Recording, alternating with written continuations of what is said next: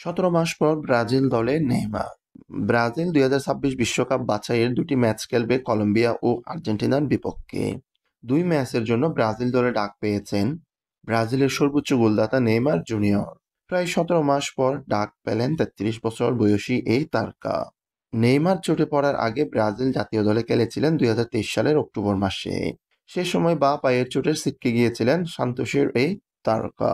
জাতীয় দলের হয়ে 128 ম্যাচ খেলা নেইমার 79 গোল করেছেন। নেইমার ছাড়া বিশ্বকাপের বাছাইয়ের 9 ম্যাচে 5টিতে জিতেছে ব্রাজিল, হেরেছে 4টিতে। লাতিন অঞ্চলের বাছাইয়ে শীর্ষে থাকা আর্জেন্টিনার চেয়ে 7 পয়েন্ট পিছিয়ে গ্রুপ পর্বে 5-এ আছে দলটি। ব্রাজিল ঘোষিত 23 সদস্যের দল। Goalkeeper Alisson Becker, Bento Ederson. Defender Danilo, বেন্ডারসন, Wesley, Leo Ortiz, Eder Militao, Gabriel Magalhaes, Marquinhos, Murillo, Guilherme এরানা।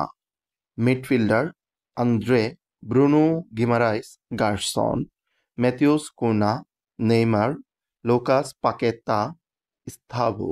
Forward Joao Pedro, Raphinha, Rodrygo, Vinicius Junior, স্যাভিনিও।